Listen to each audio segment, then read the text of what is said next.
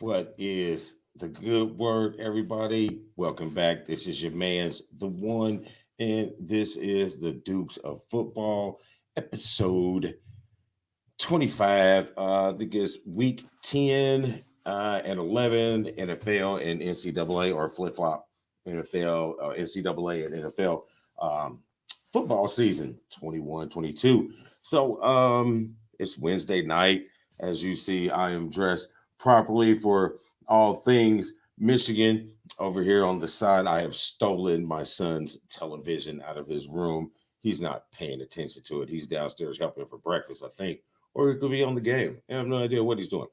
But I stole his TV because I got the Michigan basketball game on over here to my right. So I'm not going to delay you guys a whole lot tonight because I got a game to watch. But it is still football season. It is one of my favorite times of the year because we got so much going on. Um, right now, we got NCAA basketball, NCAA football, NBA basketball, NFL football. We got hockey going on. Yes, I do pay a little, not a whole bunch, but so it's an exciting time for some of us real sports fans. So I am going to be doing football this evening. So this is the Dukes of Football. The Lion is out this week. He is actually in Miami with Reggie Hammond, Chasnowski with Carma Coin. They are covering the next live event for BFKFC, BKFC. They also be doing the Carma Coin giveaway. I think it's a McLaren. So they'll be down taking care of those things down there, covering those things down there in Miami. I'm sure he'll be checking in throughout the weekend or the week while they are down there. So I guess we can jump right into it. Let's see, before we go dive into our college and NFL talk, because what an exciting week that it was in the football realm. We had another upset in college football in the top five, or the top four is what we're really paying attention to now. So we've had an upset already in that. And in the NFL, man, there was a lot to talk about in the NFL. I think my new favorite quarterback outside of Ben Roethlisberger, I think it was him, but I'm sure it is him now, is old Mr. Aaron Rodgers. And you're probably asking why. No, it has absolutely nothing to do with being vaccinated or being not vaccinated, because I am vaccinated. So, but it's hilarious, dude. The dude is Aaron Rodgers to the T. The guy gives zero F's. and it's refreshing at times. But so I we jump in before we jump into that. Just a few, quick reminders of some of our good partners and friends, friends of the network. Let's see, we got Carma Coin. Actually, I talked to you guys about Carma Coin a little bit ago, that they're down there giving away supercars, because that's what they do. They're a charitable organization, a charitable cryptocurrency that's giving away supercars. And what I'm gonna have to do, I think I'm gonna have to sit down with Michael Reggie Hammond Hanowski, and we're gonna have to give me a tutorial about this cryptocurrency, because you know what I mean. I'm an old ass fossil, man. I don't be like trying to be doing all kind of new shit. Talking on this stuff is kind of new to me. So, uh, yeah. So, yeah, check those guys out. Let's see. And if you are trying to touch up that body, get an elite performance, or get in elite shape, check out my good friend Zach over at Elite Performance, 765-499-1005. Man, they got some great stuff going on. Very new facility. It looks huge. I haven't visited yet, but I'm sure to be over there within the next coming weeks or months.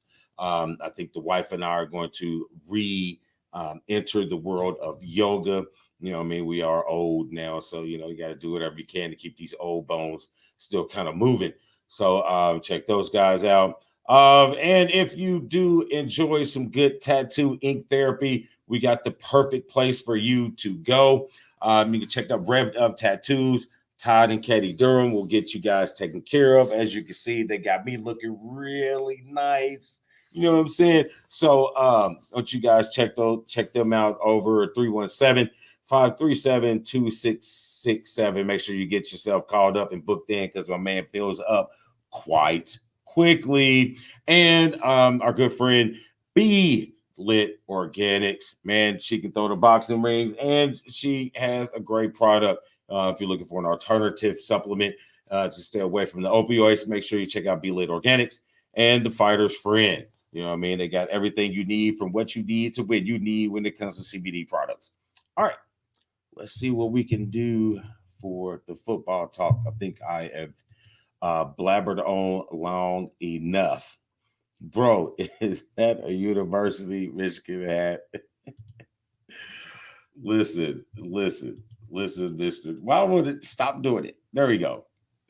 I don't know what to tell you, my man, Matt. You know, it's going to be that way, is how I do. But I have a plethora of Michigan hats from knit to ear cover to different sorts of snapbacks and fitted boys, camouflage. You know what I mean? This is what we do. You know what I mean? I'm a Michigan through and through. So, I don't know what to say. I mean, we are number 6 in the CFB poll, so I can't really complain other than the fact that my head coach can't win the big game.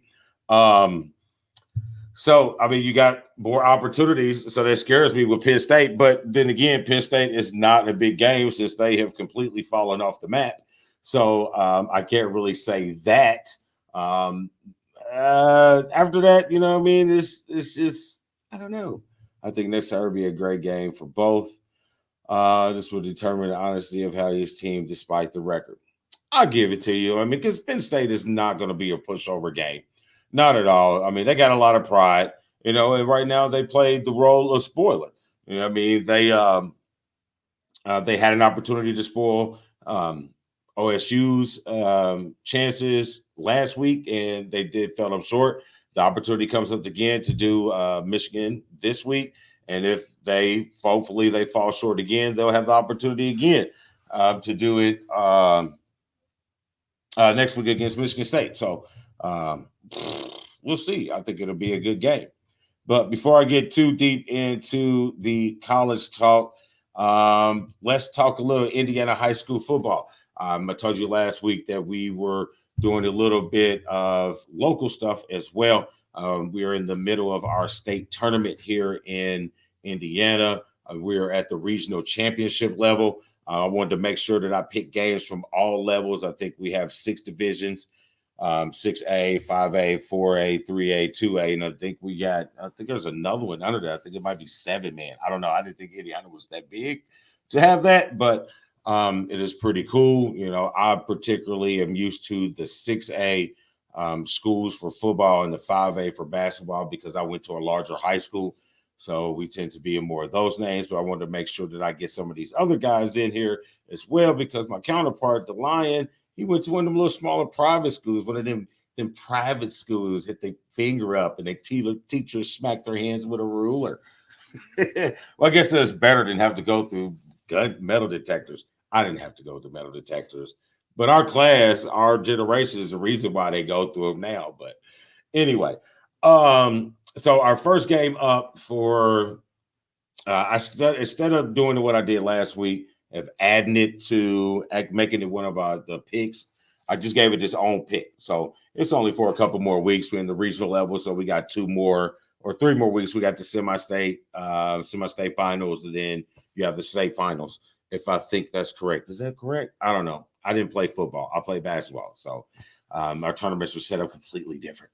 So we got regional championship game, the 4A class.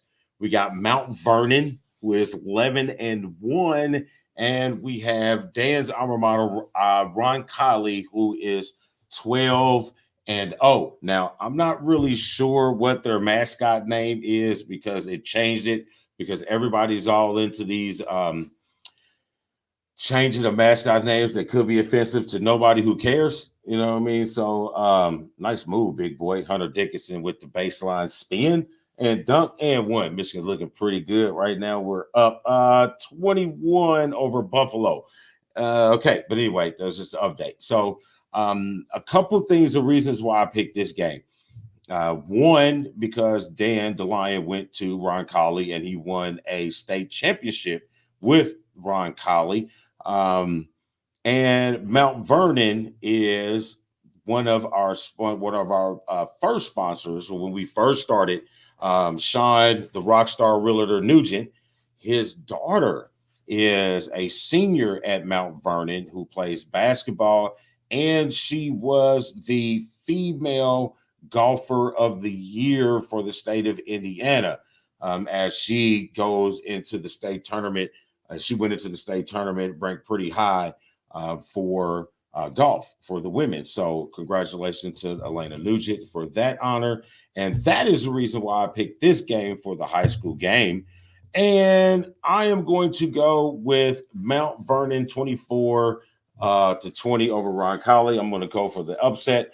One, because I actually coached Elena when she played basketball with my daughter at Scott Diggs. Her father and I were coaches of that team, so we had a pretty good ball, had a pretty decent relationship with her. She's a good kid, so I'm going to go with her school, and I'm going to go 24-20 for Mount Vernon to advance to the semi-state in the 4A class of NCAA high school football tournament.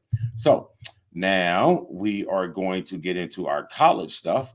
So we are hitting it. MyBookie NCAA Man Cave Chatter, 50% off your deposit match up to $1,000 and a free $10 bet from mybookie.ag. So NCAA talk. What do we got here? First off, it'd be great if we was on the right and proper notes. So here we go. First off, we got the the college football poll. So first off, we might as well get it right out the way. Talk about it. My man Matt was just alluding to it. So we're going to jump right into it. Let's see, what do we got here? You got the top four. So you got number 1, Georgia. You got number 2, Alabama.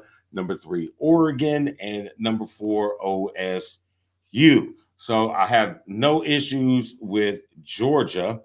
I really don't have an issue with Alabama being in the top 4, but I do feel, and I still feel that Cincinnati should be in the top 4 because I'm like old school. You win, you move up. If you are rated, I mean, if you're a ranked team and you're an undefeated team, you're highly ranked team, you should be in there. But strength of schedule does have a factor in it.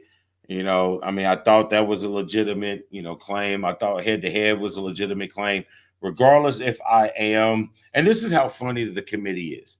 So you got the head-to-head right here with Oregon and OSU. Oregon wins that game. You got Oregon. Both of them are one-loss team. I mean, neither one of them really have at this point a real strong strength of schedule. So you got the head-to-head matchup. So you put Oregon ahead of OSU, correct? Then you go down to the next two. Now, I'm a Michigan dude. I get it, but I'm a football fan, and real is real. Michigan lost to Michigan State. That's the head-to-head matchup. They both have, one losses now. Regardless if Michigan State's loss was fresher, you can't really say it was to a unranked team because that Purdue team had just beaten a few weeks before. They had beaten a top 5 team in Iowa. And as you can see, last week they beat another top 5 team, which being Michigan State. So you can't really say that was beaten by an unranked team because that's a quality football team. And OSU has got to deal with them tomorrow.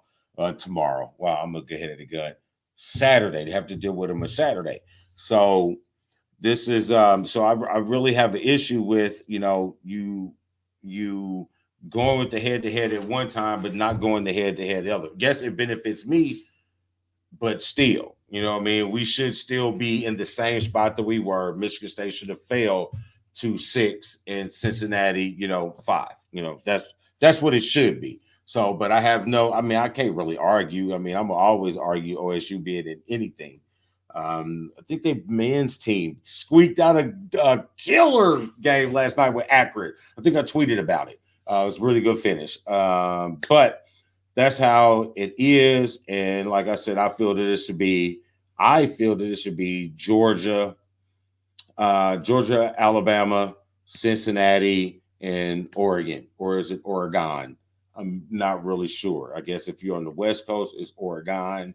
And if you're in the Midwest, East, is Oregon. I can't really tell. Don't really care. I do like their uniforms. And the fact that my daughter wants to go out west in Oregon is a potential spot out west. All right, guess you guys don't care. But anyway, so let's keep it moving. What else do we got about NCAA chatter? Let's see. You got that. Oh, we can talk about the games from last week. So you have Purdue, who obviously knocked off their second top 5 team, which catapulted them back into the top 20. Electrifying receiver that they have, who probably is one of the best receivers in all. I think his last name is Moore. I think it's another. No, Bale. So another electrifying guy. Probably should be one of the top receivers in the country. Let's see. The defense is exciting. They're up in your face. You know, OSU does have a very, very stout passing attack. You know, with Olave and those other guys on the outside. Strom is coming into his own and distributing the ball quite nicely. I think the one thing that they do lack is a legitimate running threat. The defense is not as shut down as it used to be. It looks that way because the opponent is not all that great, you know. So, but their schedule ramps up a little bit too. So we'll get to see what they be about. Purdue's going to be on your face, so this is going to be a pretty interesting test. You obviously know I'm going for Purdue in this particular game. So anything that helps Michigan in the long run, we'll go with that. Let's see anything else in the college world. See, Alabama struggled a little bit against a no direction, no. I can't think of the word I'm looking for. LSU team. So they struggled and barely won at that. Cincinnati was idle, I think. What's that? No, Oklahoma was idle. You know, it's just nobody really looked, other than Georgia, nobody really looked just stupid outstanding. Wake Forest, it took the L to North Carolina, which was extremely disappointing to me because I had high hopes for North Carolina to challenge Clemson for that top, and neither one of them were at the top. So good showing for Wake Forest. I think they got a big game. I think it's NC State who they got. So I think this game is the challenge of the ACC, the top of the ACC right now. So Wake Forest had an opportunity. Let's see anything else that is interesting that talked about in college. Nothing really jumps out at me for college sake. So we're just really keeping an eye on the shakeup that these Final Four teams. You know, there's a good 7 teams that have a legitimate shot. The Big Ten is going to wash itself out, you know, with 3 teams on the West that have 1 loss. And I don't want to completely shut out the East. If Purdue was to happen to pull this upset off again with OSU, that clearly puts them in the front runner side of the other one, and then they have to be legitimately talked about as a Big Ten matchup in Indianapolis for that Big Ten title seat to the college football playoff. Anything else with that? What do we have? 49-29 with 2 minutes to go in the half. So Michigan's looking quite in control here. I think we got Pacers tonight too. They got Lakers tonight too. So it's going to be a late night for me. College was last night, and looks like it's going to be NBA for me tonight. I think the Lady Hoosiers was on a little bit ago too, so probably check out them, their top 10 ranked school as well. So let's get into our Doc Sports NCAA Picks of the Week brought to you by Doc Sports. Text BW Sports 1 to 29022 for your free $60 in picks. All right. First up, we got, speak of the devil, we got the Purdue OSU, number 19, Purdue at number 4, SU. Obviously, we just talked a little bit about this matchup. You know, you got a pretty exciting young offensive side of the ball for Purdue. You got a one guy who Bell can run every tree, can run the whole receiver route tree, goes across the middle. He's a 3-level guy, can run all the levels. You know, I know that's normally a basketball term, but it has relevance in football because he has the short game, intermediate screen game. He has to go in across the middle, crossing routes game, and he also has the deep threat. So I like Purdue in this game, but I'm not a fool in this game. So I'm going to have to go with OSU 37-30. They're just really right now, until somebody beats them, they're the best in the Big Ten. You know what I mean? You can't really argue that. I don't know. When was the last time they lost a Big Ten game? You know, they lose all their games out of conference. So until somebody beats the champ, then they're still the champ. And I don't know if Purdue is just quite yet ready to tackle this horse. So I'm going to go OSU 37-30. It's going to be a game. They're going to make a game of it. Maybe have an opportunity to win it. But ultimately, I think OSU wins it. So that brings us up to our game 2, which is the game of the week. We're going to go over to the Big 12, where we have number 8 Oklahoma at number 12 Baylor. All right. So, man, I think this is an upset weekend of college football because I think next week is coming up is rivalry week. I think you have a lot of the matchups coming up between the rivals. So there's a couple down games. So there's down weeks, down teams. So I think it's a very opportune time for upsets. And this one just might be one here. I'm calling for the one. I think I am calling for an upset in this game. I'm not really convinced on Oklahoma. I know they put up a lot of points, but to give up a lot of points too, Baylor gives up a lot of points too, and Baylor is scoring a lot of points. They are retrending, trying to rebuild a program that has some issues with some allegations that didn't quite really go off real well. So, and they're making it turn, nice atmosphere down there, and they're hungry. So, and Oklahoma's prime for a upset. So I think this is it. I'm going Baylor 46-40. Yeah, that's a high score because neither one of them, nobody in the Big 12 plays defense. So that brings us to our upset game. Let's see. I have chosen. What have I chosen? I am chosen the Miami at the Florida State game, and I am going with Florida State 24-13.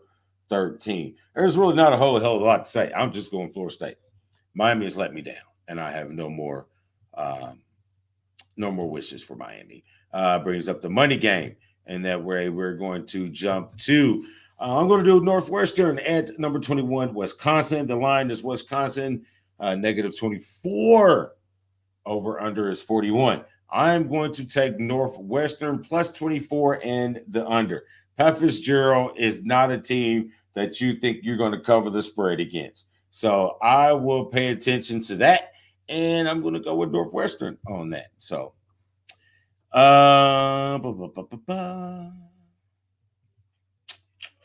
let's see. And before we go into commercial, we have, let's see. I gave you guys earlier today on the page Carma Coin social media question of the week. It's brought to you by Carma Coin, the cryptocurrency that gives away supercars. Like I said, my man the Lion and Michael Reggie Hammond Anowski are down in Miami for BFKSC and the McLaren giveaway for Carma Coin. So check all those things out. Let's see. And the question of the day was how is your team doing at the midway point of the NFL season? Are you comfortable where your team is? Or your team where you expected to be, or are they not achieving? So there is a feed for that on the Facebook page, and we can continue that conversation if you guys like. I will actually be up on the page tonight, so I can interact if you want to chit chat with about how your team is doing at the halfway point of the season. I am extremely excited being a Steelers fan at the halfway point of where we sit at 5-3, um, in one of the toughest divisions in all of football, the AFC North, and we are sitting there in second place, with the Lions coming up. So that would give us 7 wins if we don't give them their first win, because we're going to do some crazy shit like that, like letting Tebow score a touchdown with Denver. You know what I mean? That type of stuff in the playoffs. Yeah, we're good for that. But I would like us, that would take us to 7-3. But with the back end of that schedule is looking kind of tough. So all we need is 2 wins, and Mike Tomlin again is not a losing coach. So I am sitting very happy for my Steelers, and I will reprint that on the comments a little bit later on. So there that was, and so now let's take a small commercial break, and I will be right back to chit chat the back half of the show about the NFL.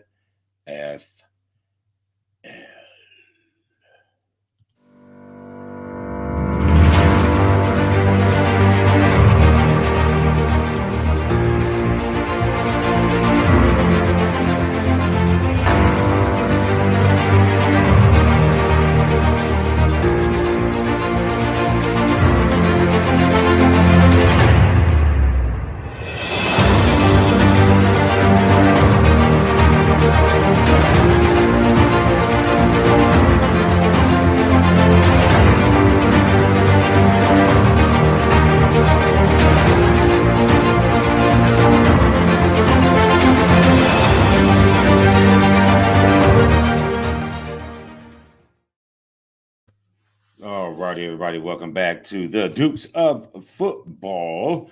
And that was a great video for our good friend Zach over at Elite Performance. If you want to get yourself in that elite great shape, man, check him out. It'll get you hooked up. Got a link to him on the Facebook page. All right, so here we go. Let's move it on. Inside the NFL Cooler, brought to you by Circle City Cryogenics. We freeze just about anything, but not people. All righty, so that takes us into our NFL talk. So let's get to this so we can get to these picks and I can get back to the second half of the Michigan game. That is right, Michigan. And it's Wednesday, so that means breakfast for dinner. And I hear him down there talking about bacon, and I love bacon, and I smell bacon. So that means I need bacon. Sorry, I just went on a bacon tangent. Oh, okay. So NFL talk. First up, let's see. We talked about that. Let's see. We put out the week 5 or the week 10 power rankings. We talked about that. That's on a whole different page. So I guess we'll just have to reach over there and flip back a page or two. All right, yeah. So power rankings is what we got. So right now they sit at the top. They got the Cardinals, Arizona Cardinals 8-1, Titans 7-2, Packers 7-2, Rams 7-2, Buccaneers 6-2. Who's that? The Ravens 6-2, Cowboys 6-2, Bills 5-3, Chargers 5-3, and the Browns at 5-4. So I really don't have any issue with these power rankings. I mean, Cardinals have played the best football throughout the season, on both sides of the football, on both levels of the football. I'm liking what I see. I'm slowly starting to come back around.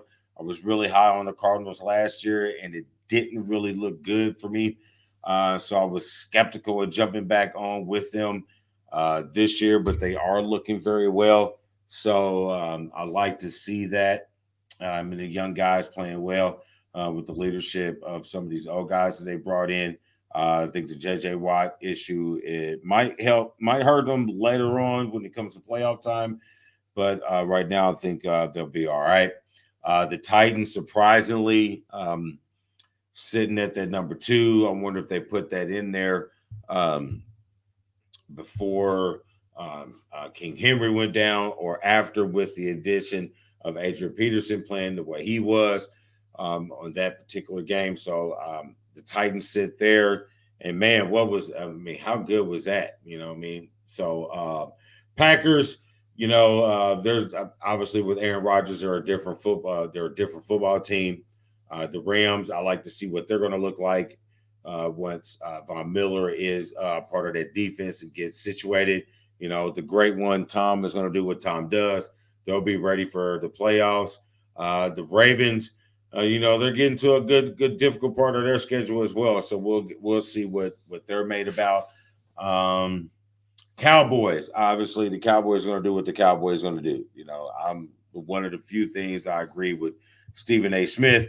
And we saw it. We saw it last week. So the Cowboys, orange peanuts.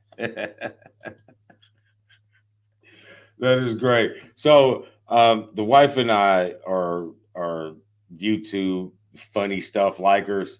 So there's one of those bad lip sync things back, I think, before the COVID that we was watching. And there was one of the NFL, and all it was Adrian Peterson talking about orange peanuts. So it's basically some dude just making different statements of the lip movements that they're doing, and his was orange peanuts. Mike Tomlinson was ham bone. Yeah, it was great. Ham bone. And so now you can't really see these guys without doing the same thing. So that's where the orange peanuts come from. But back to the thingy. What are we talking about? Yeah, power rankings. So I run with the power rankings. I think they'll line themselves out. I think the bottom half, a flip flop. I think the Bills will move up a little more. The Cowboys are going to do what the Cowboys do. And that's what they do. So hey, real cool. I did post. If you didn't see, I didn't post it. I made a note on the state of basketball when I was doing my notes for the 2 different shows, because both of these kind of go in together, because I'm going to mention it again on Sunday when I'm on the state of basketball. But we've got our next celebrity sports fight going on as part of the undercard for the latest Paul Fury fight. I think it's Tyson Fury's brother and one of the Paul boys. So I can't wait to finally get with the Lion and get on the combat zone and talk about the boxing aspect or the boxing avenue coming from these celebrity fights. So I've been waiting patiently for the Lion to have the one on the combat zone. So we'll go for that. But anyway, we have Frank Gore is going to fight Darren Williams. Frank Gore, obviously, NFL people know he played forever. Bulldogs are great running back, great teammate. He is going to get into the ring, and he is going to fight Darren Williams, who was, I think he was with the Utah Jazz, went to Illinois. I think they was in the first Final Four. Illinois, the Final Four team from Illinois since, I think, Kendall Gill back in the 80s. So that's going to be a pretty good matchup. Apparently, Darren Williams is a little involved in the MMA side of things. I think he has partnership in one of the biggest gyms, biggest gym circuits for the MMA training. So this ought to be a good fight. It's going to be the undercard of the Paul Fury fight. So shout out to both of those men for, doing some good things for charities and, try to have a little fun doing something outside your comfort zone. So we're at the halfway point of the season. Do we have any surprises, good or bad? What are your, were your expectations good? Teams or players stepping out that really, really got to you? One of the things that surprised me is I'm actually surprised at how well the Cowboys were playing. I'm gonna give them a little shout out. I know Mom, thinks I do hate the Cowboys. I do hate the Cowboys, but they've been playing pretty good football, and I think they're one of the teams that surprised me a little bit with the with Dak. One, I didn't think he'd be as effective he was coming back from that injury, and then having the setbacks that he had from the offseason. So that was surprising. And then how well the defense have been playing. It's remarkable how much this Dallas team is set up like the Colts Super Bowl championship team. How their defense is small and fast and built to play with the lead. You know, if the Cowboys have the lead, this defense is outstanding. Riggs can get those ridiculous amount of interceptions. They get great pressure on the ball from undersized linemen. But if they're not playing with the lead, as you can see what happened this previous week, you know, that can be exploited and those weaknesses can be taken full advantage of. So I was a little surprised by that. Let's see what else. I was surprised by the Colts. I was surprised by the negative play of the Colts. I will say injuries had a lot to do with that. One, I wasn't a big believer in Carson Wentz, but I thought there was enough pieces around him defensively and offensively to outweigh the negatives of him being around.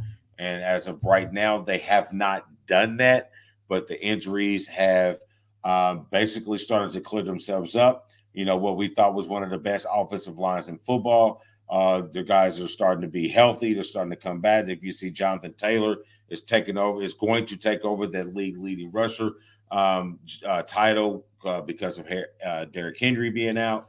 But I mean, they're established the run, which is allowing Carson Wentz to actually be able to be effective because they're running the ball. And then again, that is allowing the defense to be in game. So I expect the coach to start to change the fortunes of their season, especially with Derrick Henry going down. You know, it's going to give them an opportunity to chase down the Tennessee Titans. I really think so.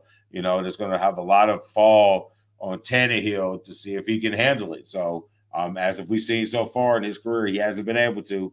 But this is a different team, different mindset. So we'll see how that goes. Players. I guess we could say no, not players. I'm not really. The emergence of players who we haven't seen in a while or we've never seen before. You know, you got the guys in Cleveland when everybody went down with COVID and injuries. You know, you had the running back D'Ernest. You know what I'm saying? He comes off of, you know, training people to come out and has a career day, 100 yards rushing, a couple touchdowns. You know, and now he's going to get a big deal from somebody. You know, you had the quarterback who hadn't seen him forever, Case Keenum, I think it was. You know, go out here and play himself, you know, a little extra cash. You know, you have Trevor Siemian down in New Orleans who played well. We hadn't seen throw a pass in years. You know, I mean, those type of things, you know, those were some good things for players, so to speak, to happen about the halfway point. Referees are still trash. Referees still trash. If you watch that Monday night game, yes, it benefited the Pittsburgh Steelers quite graciously, and I helped. I'm appreciative of it. But the referees are trash in the NFL, man. I thought the referees, you know, with some of the stuff that was calling in the NBA was trash. But I think these NFL referees are jealous of the MLB referees because, you know, the MLB referees got power. You know what I'm saying? They feel that they have power, that they have to have the same equal television time as the athletes that are being paid to play the game. And it looks like the NFL referees are trying to get on that same mentality as thinking that we're there to watch them. How in the hell can you throw a flag and fine a player and put him out of the game for illegal contact and a referee? You just blatantly see a referee hip check a player that he caught a bullshit call on. Yeah, it benefited me, but that was the smallest taunting I've ever seen, but with the greatest magnitude of a call. That complete, and I hate to say referees dictate the outcome. A referee's call dictated the outcome of a game. I still feel that there were things done within the game that it's the team's reason why they weren't in the position to play well or win the game. But in this situation, there's always an exception to the rule. He completely caused them an opportunity to win that game. Completely caused them an opportunity to win that game. I don't know if he said something to him earlier on in the game or if he did something to the man's daughter. I'm not quite sure, but there was a little some type of hatred there. And then you hip checking. Ah, come on, man. They got Ed Hockley and them and the president of the referees union. We need to pull that guy on the inside and have a little chit chat. So yeah, referees is still trash. Let's see here. Teams that had an opportunity to, what the hell did I just do? I don't know. There we go. Teams that missed opportunities last week. The Rams, Cowboys, and the Bills. Teams that missed opportunities. Bills, you could have established yourself as the clear-cut favorite in the AFC. You cannot do that. The Cowboys, you got, trashed. You know what I'm saying? Granted, and how dumb is Mike McCarthy to leave the injury-prone last year of Dak QB quarterback, Dak Prescott's quarterbackinism. How dare you leave him in the game? I mean, yeah, he scored a couple touchdowns at the end, but the game was over. That's how you get people hurt. That's the reason why I feel that the Cowboys are going to do what the Cowboys do, because Mike McCarthy is an idiot. That is that. Missed opportunities. The Rams, clear opportunity. You missed it. I don't know, man. We'll see. That basically gave Arizona the top spot on in the NFC. So I was mad at the Rams for that. That was a good game. Let's see. Games that was just outstanding. I know the wife has been waiting for this one. What a statement made for Baker Mayfield and the Cleveland Browns after putting waivers on one Odell Beckham Jr. What a statement to come out and do what you did to the Cincinnati Bengals, who was a team that was ascending, was probably headed to really challenge Baltimore in the AFC North. What a comeback game. You heard all week about the dysfunction of OBJ and Baker Mayfield. The wife and I talked about it. I mean, she's not an OBJ fan, and she's not really giving him any kind of credit whatsoever. I'm not that big an OBJ fan. I just don't think that he instigated a whole lot of this particular one. I know he did answer a question directly from a reporter, but to be honest with you, who's not going to answer it the same way? If you, like you said, if you feel like you're a shooter, you want to shoot the ball. You know what I mean? I get it. He feels he's a playmaker and he wants to be able to make plays. That be saying, I think that'd be the only thing said. I think his father outstepped his bounds. I'm not sure if OBJ checked him or he was cool with that, but I don't see OBJ saying, "Hey, Dad, won't you do this for me?" Because we clearly seen in his past that he will say it for himself. So I don't know. I think he's a still quality player. I think there's a need. I think he can go to a football team and help them win. I don't think he can be a number one, but I surely think he can go to a football team and help them win. I do have an OBJ watch going on. I think right now we have the Packers, the Saints, and the Seahawks. I think there's a team that was up there. I think there's another one. I don't think the Patriots are going to go. I don't think you're going to match a rookie quarterback up with an OBJ. I don't know. I think Green Bay is the spot to go. I think Green Bay is probably the best spot. You're going to get you a quarterback that plays the same style of football that you do, that wide open style of football. So I think Green Bay could be a good shot for them.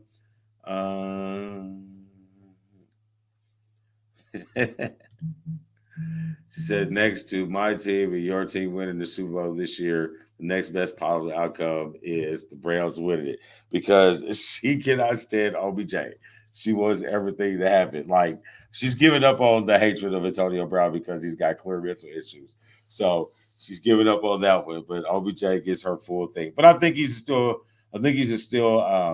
can be a quality piece, not a number one, but I think he can help a team out like a New Orleans. I think he helped a team out like Seattle. to add to that, DK Metcalf, and you have this over-the-top type guy who can take the roof off the building. And I do think Green Bay has some spots. I wouldn't be surprised with that. Especially with the league minimum veteran, you can offer it. You know what I'm saying? I think that's what I saw. Green Bay offered him the minimum veteran the last time I saw, if I was reading that. But I wouldn't mind seeing him jump over to Pittsburgh and hang out with Mike Tomlin. We having receiver issues right now. Why not get him in there? So we'll see where he ends up. We got the OBJ watch going on. And the last thing before I get into the picks real quick, Aaron Rodgers completely holds all the cards in Green Bay. Wow, is Jordan Love not ready for the NFL game? When they talk about Jalen Hurts and Justin Fields not being ready, but Lord have mercy, this boy is not ready, not to say nothing bad about him. And how dare these people put this man's family, his mother and his wife, on the last row in the stadium? You can't get that man in the suite. Come on, bro. That's bad business, Green Bay. Well, I know how they treat their quarterbacks. So, but anyway, Aaron Rodgers holds all the cards in this particular situation, especially by the way they looked. Defense played excellent. Just kept giving it to a guy who wasn't ready. Couldn't make the throws, couldn't make the reads, couldn't make the adjustments. So, Aaron Rodgers is sitting back giggling like, yeah, buddy, I can do whatever I want and leave. So, yeah, that's what we got. I don't think I have anything else for football, for chit chat. So we'll get right into these picks so I can finish up this game. Doc Sports NFL picks of the week, again brought to you by Doc Sports. Text BW Sports 1229022 for your free $60 in picks. All right, game one, we got Chiefs and Raiders. I am going with Raiders 31-21. I'm just not sold on the Chiefs defense. The Raiders have a better defense. I think they can hold them from scoring more than the Chiefs can hold them. And plus, they got Jacobs. So I like the Raiders in this game. Game two, game of the week, Saints and Titans. So we got Tannehill against the dual combo threat of Simeon and Taysom Hill. We have the resurgence of Adrian Peterson. I am going with the Titans on this one, 30-17. All right, so that gets us to our NFL upset game of the week. I am going to go with the Vikings game. Vikings at the Chargers game. We're going to go Vikings 34-24. And then we got our NFL money game of the week. I am going to go with the Jaguars at the Colts game. The line is Indy 10.5, over under 47.5. Understand, Colts fans, just like I had to explain to my wife when I told her about the damn pick. This is the money game. It is not who I think is going to win the game. It's who I think is going to win the money spread. So I do think the Colts are going to win. I just don't think they're going to cover the spread. The Jacksonville Jaguars have actually been playing pretty decent football the last few weeks. So I don't expect them to win the game, but I don't expect the Colts to cover the spread. So going with the Jacksonville Jaguars, 10.5, and the under. So there you have it. The NFL Doc Sports picks of the week for the NCAA and the NFL. I have chattered it on long enough. I have talked to you long enough. You have stared at Michigan long enough, even though that is impossible. And shout out to the women's Carma basketball team. We're ready to get this thing rolling. First game, tough loss. Good game for the Mac Nasty. We're looking for another follow-up game and a win back in Fort Wayne this weekend at Carroll. So shout outs to everybody up there. Shout outs to our young hooper, Jasmine the Lion Stevens. She is the Lioness. Junior Stevens is getting her hoop on in the Franklin Township, Perry Township with Franklin Central Schools. So make sure if you get a chance to see her around, give her a good shout out. And if you got anything going on during the week, make sure you check out our shows. We got Super Kicking It with Steven. I know we got some pay-per-views. We got some wrestling coming to the city soon, so I'm sure he's be all top of that.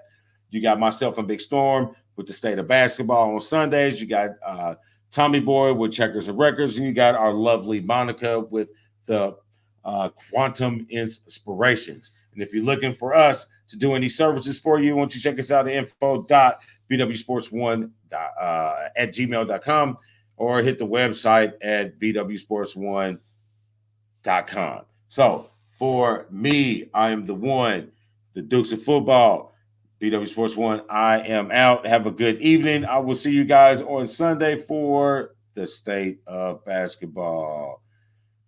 Deuces. Hit the button. Come on, stop.